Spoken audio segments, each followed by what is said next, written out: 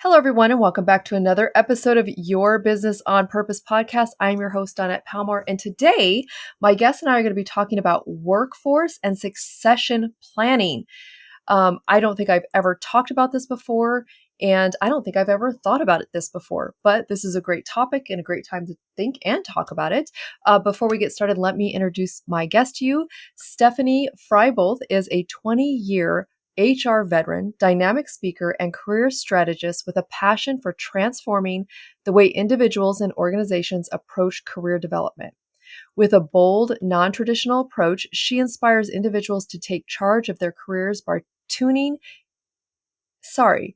turning curiosity into action and ditching one-size-fits-most career models. Stephanie helps individuals find ridiculously rewarding careers and organizations identify, nurture, and prepare talented teams to do great things.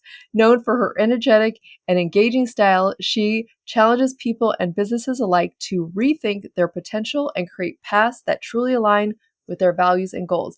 Stephanie, welcome to the show, and thank you so much for being here. I'm thrilled to be here. Thank you for having me. Yes, absolutely. That's so funny because if I try to go too slow, I guess I stumble on my words. And if I go too fast, I was trying to slow down and then I stumbled on my words. It's a I think lot. I that's feel funny. like I need to shore it up a little bit. It's actually not bad. There's people that have sent me lots of paragraphs, so this is good. Anyways, tell us a little bit about yourself or tell us more about yourself and what you do exactly. Absolutely. So I am self-identified as still trying to figure out what I want to be when I grow up. I love it. It's given me the opportunity to try a variety of different things. It gives me the opportunity to meet new people. I've had a really varied work experience because of it. And so not only had I spent about 10 or more years in retail leadership, I then transitioned from that work to supply chain. I had never done supply chain in my Oh, life. And wow. so, I'm going through this like, who am I and what do they want and why do they want the skills that I have? And then I spent about 8 or 10 years in senior living and then transitioned to HR consulting to do the work that I really love to do, which is helping organizations transform their teams and also individuals to find, as you mentioned, really ridiculously rewarding careers. So I love that because people think that's a dead thing. it is not. It is not. You might not find I use air quotes because I think the word dream job is overused, to be really frank, but you can absolutely love what you do if you're continuously learning about yourself and then growing and moving into those spaces. Yeah, I love that. I love that. We settle too much and there's not enough time to settle. No, there is not. I was actually just having a couple of conversations with different people about this, is that the time goes by both slow and fast. And Mm, when we're climbing, whether we're climbing the ladder or we're trying to start something new, if we're, going into the entrepreneurial from corporate, it feels like it drags on during the hard parts, but during the exciting parts, it goes so fast. All you do is want it back. yeah. Yeah, it's just like being a mom, right? Yeah, oh, for sure. You'll probably think I'm right in the midst of it, but I know it goes by really fast. Yes. Okay, so we have these words, succession planning, and we think, oh, this is when we're going to leave, like we're going to be done. But when we were talking earlier, you actually have a little bit of a different take on it. So can you explain what succession and workforce planning is? Yes. So we can actually break down. It was interesting how you just described succession planning. So succession planning for organizations is really looking at your more senior level roles and then seeing who within your organization you can grow to be available when others retire. It keeps the knowledge within the organization. Mm, You can actually develop a culture that way where people want to stay for the long term. Um, and then workforce planning on the flip side is everything from start to finish. So if you're thinking about organizations that are growing really rapidly, they're spending time in behind closed doors thinking about what positions are we going to need into the future? Who can do those things now? Do we have to upskill our current workforce? Do we have to hire from the outside? And then what does that look like in terms of years of growth? So true strategic workforce planning is done year over year, and it's done anywhere from 5 to 10 years out. Wow. Okay, let's start with succession planning, because this is can this be done in a smaller business? Maybe you don't have a lot of executives; you only have maybe one or two, or even yourself. What would that look like? Uh, the earlier you can plan, the better. So, organizations that want to grow, organizations that want to add employees, when you think about entrepreneurship, the way I think about it is if I'm the person building the business, it's my baby. It's it's everything to me and I'm passionate about it. And it's the first thing I think about when I wake up and the last thing I think about when I go to sleep. And so looking at succession planning when you're early on is really finding like-minded people who have Mhm. similar passions and then surrounding yourself with people who maybe aren't or who are better at things than you are, and then you start to help develop them. You can develop their strategic thinking skills. You can develop their executive presence.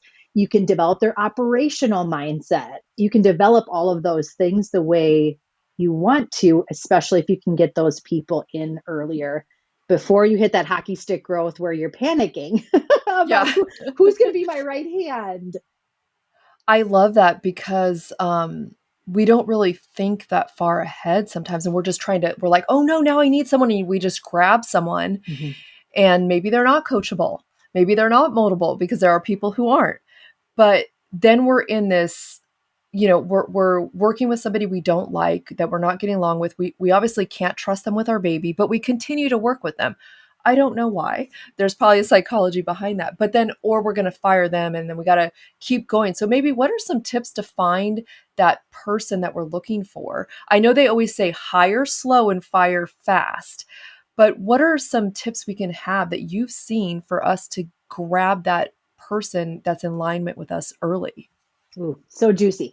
The first thing I would say is network early and often because you see people's true character when you can see them out in the community or see how they're interacting with other Mm. people.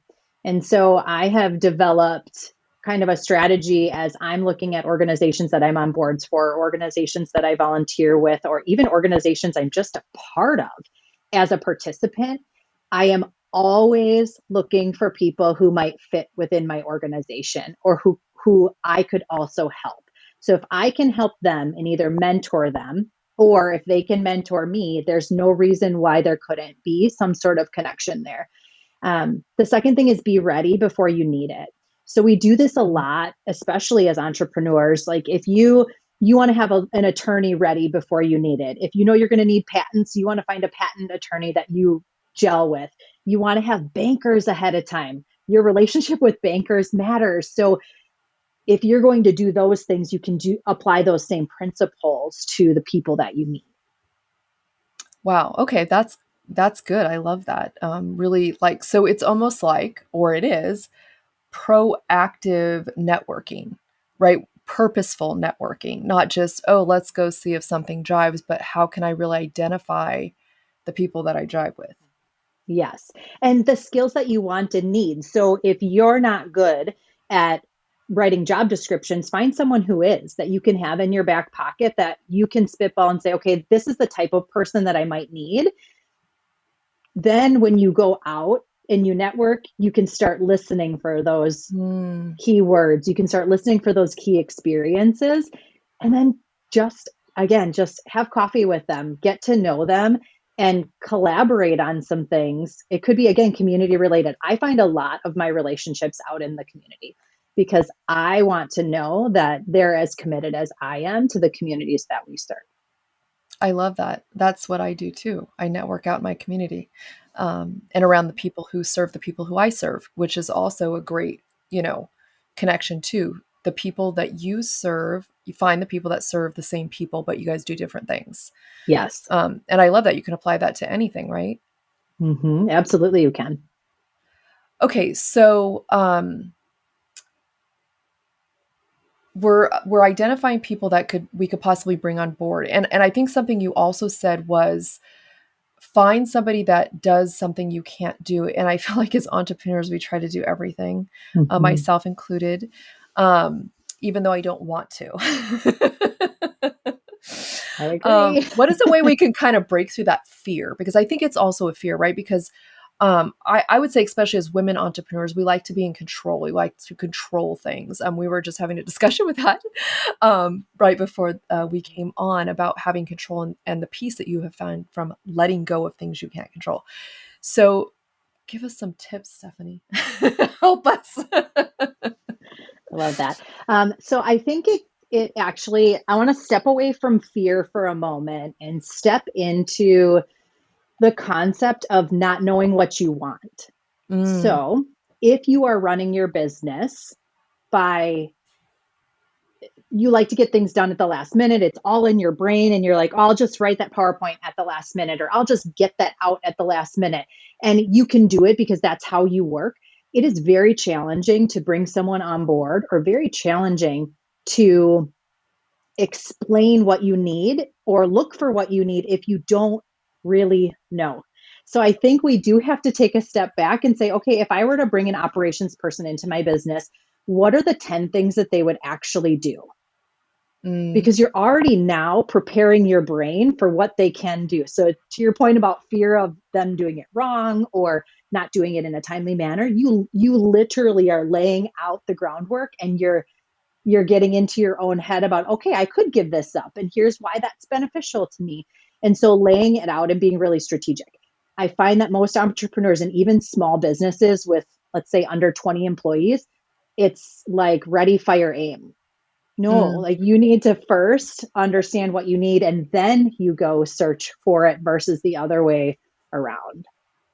I love that. So it's a lot of like, I think also people starting out or even been in business a few years have not done any business planning. Mm-hmm. So they have no idea. And they're just, like you said, shooting from the hip because they have no idea who they need. And then we get into the second point, which is you bring in someone in desperation and they're usually not a good fit. Mm-hmm. And then it's just chaos. Yeah, it is. And I think we have to really recognize and be okay with the fact that the reason why we started our businesses is because we loved what we did. Mhm. I didn't want to be a CFO. I would have been a CFO somewhere if that was, or a marketer, if that's what I loved to do. So if you think about it from that perspective, give yourself grace in that, knowing that you shouldn't have to know it all, but you need to know the right people who can help you.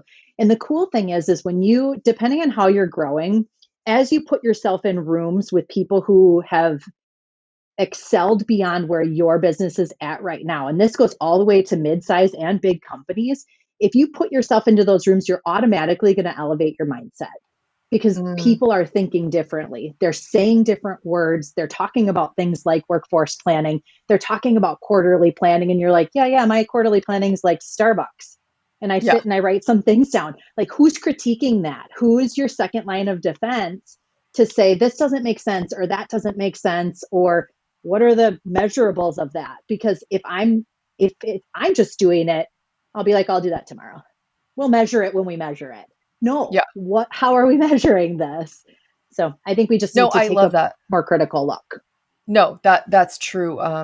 Getting more serious about business and actually, as I've said, run a business like a business, like because yes, we loved what we do and that's why we went into business. Also, a lot of other things, time freedom, blah blah blah. But we're not giving ourselves time freedom by doing everything. Amen to that. And when we look at companies that are very successful, the CEO will call doesn't do everything. They just kind of oversee everything, right? Making sure things are running. That they're almost the servant of everybody, right? Do you have what you need? Is everything running smoothly and how can I help? Mm-hmm. My assistant did a post, and she sent me a text message, and in the text message she said, "This one's for you." I went back and read the email, and the first thing was, "Stop reviewing everything like it's a Supreme Court case." Like, I was like, okay, message received. I get it. Um, but having those people too. So I think that's a good point to touch on, is that if you surround people who are always cheering you on and not willing to challenge the status quo, you're also not going to grow as fast as you'd like to grow. So we've got to Yes. figure that piece of it out too, and find those right people who are going to cheer you on, because we all need that. But we Yeah. also need people who are going to give us some tough love and say, It's not working. Let's Yeah. fix it together. Yes. I was just talking to somebody about this, how they had this, somebody had asked them to fidget some reports to make them look good. And Ooh. how that one doesn't serve the company as a whole, because if there's a hole and we're just putting a tarp over it and covering it and Mhm. not fixing it, it's just going to get worse. Yeah. So same thing, right? If we don't have somebody who's going to say, "Hey, can I show you actually what's happening and fix it?" I love that. That is a good point to hit on. And so this brings us into workforce planning. What is workforce planning? So workforce planning would be like hiring your first employee. So the first time you hire somebody, you need to figure out what's your biggest pain point and what do Mm, they bring to the table. So as a smaller company, you're likely going to hire people who have multiple disciplines under their umbrella. So they might be your marketing person, they might be a little bit of technology and implementation, they might be a little bit virtual assistant at first. But as you grow, people are going to niche a little bit more. And as you're looking at that workforce planning, think about who you hire. Are they moldable to become a leader within your organization? mm, Is this a person that you would trust to grow them? Because if you think about it, they're also growing in their career. So, how do you help them navigate that growth so that you get what you need as your business grows and people begin reporting to them? But it's yes. really, it's kind of cyclical and you have to talk about it on a regular basis. I would say every 6 months at minimum. Wow. That's good, because sometimes I feel like, we hire people and we want to keep them there. We don't invest in their growth or their potential, which could be a detriment to our business and to them. And I somebody said to always train people, like train them out of you, or so that they grow out of your company, because that's really, we're there to train and grow people, not just keep them at a bottom level, because then they're going to have bottom level thinking, right? Yes. To your point, we want them to grow, to help us, and possibly go into other positions in our company. And they've been there, they've bought into the culture, they've bought into our vision, because we've instilled that in them and allowed them to have their say, their role in our company, that they're going to teach other people to do that. Absolutely. And I think the other cool thing that workforce planning does too is it allows you to look at what are you going to buy and what are you going to keep in house. So there are Mm, certain things you'll hire experts for depending on the size of your organization. One of the things that I noticed with some larger companies, I would say mid-sized companies, is that each of the departments is gathering all this technology, but no one's keeping track of how much of that technology they're actually using. How was it actually implemented? And so if the user rate of that is 50%, you're wasting money every single month. And so like as you grow, really looking at like what is your overhead? What is your technology? Who needs what? When do they need it? And you actually as a small business get to choose. So build it the right way versus building it the, I don't know, MacGyver way, right? With some duct tape and some popsicle sticks. that's funny. No, I love that, because that talks about waste, right? Where's their waste? And even are there employees that we feel bad that we have, or we're keeping around just because they've been around, or do they need to go? And that those are hard decisions to make. Not as hard as getting rid of technology, because there's no feelings there, but Well, there's humans on the other side who either love it or hate it. So yeah, yeah. Oh, I mean, cutting it. It's just like, well, I could cut the technology. It's not going to hurt anybody's feelings like it would if right, you let somebody go and it affects their family. But right, those are things we have to think about to make us grow, right? Because that could be the person who's holding us back. Um, absolutely. I was just having a conversation with someone who owns a background check company, and he's in his 50s ish, 50s. I think he's going to retire early. And in my mind, I'm hearing exit strategy, right? I'm hearing some sort of exit strategy. And some people don't exit because they're retiring, they exit because they want to actually sell their business. Yeah. and make some money selling their business. And so that's another component of workforce planning and succession planning is understanding what you need from what investors need to know about your organization, understanding what banks are going to need to know, and then how do you grow it so that you can get the maximum value out of it. Yes, I love that. Yes, yes, yes, yes to all the things. Because maybe at first we're not going to sell it, but then we're like, no, we're going to sell this. Because I know there's a lot of people who've started their business, had no idea it was going to blow up, and they're like, yeah, I need to sell this. Mm-hmm. But somebody's not going to buy a chaotic company. Right. Right. They're buying the knowledge. They might be buying the product or a customer list or something of that nature, but the reality is it still has to look good on paper, and you can't grow it without having the right people to help grow it. And when we were talking about like how do we find these people, we also have to look at their attributes. Like if you're looking for Mm, drivers within your organization who are self-motivated, then you need to find out what motivates them. So even if, again, small, mid-size, what motivates each one of those people? Is it money? Is it time off? Is it flexibility? Is it that they want to, maybe they're the training king or queen and all they want to do is be loved on with more conferences. Find out what those are, because that's what's going to grow your team and that's what's going to keep them with you. that's a great point.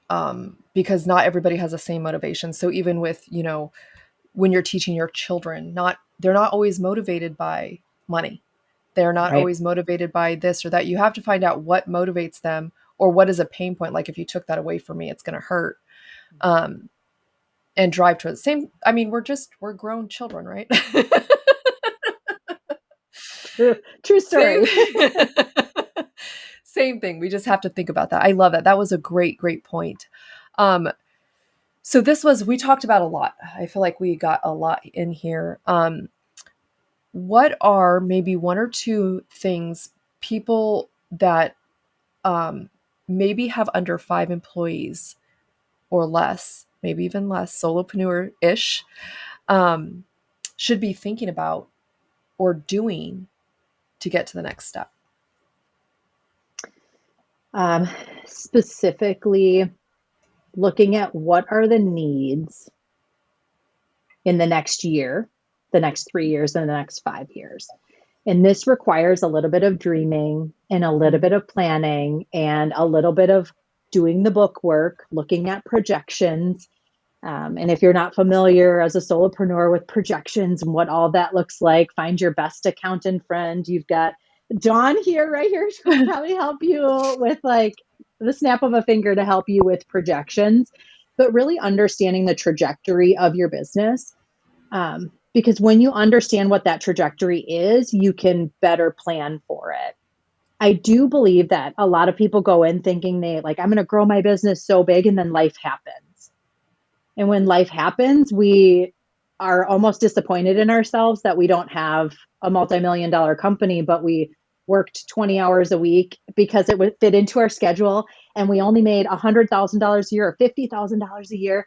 And at the time it was good for us then, but we beat ourselves up. So having that plan and then being able to look at it and slow down or speed up gives you also the mental fortitude to stay with your organization as it Mm, grows over time.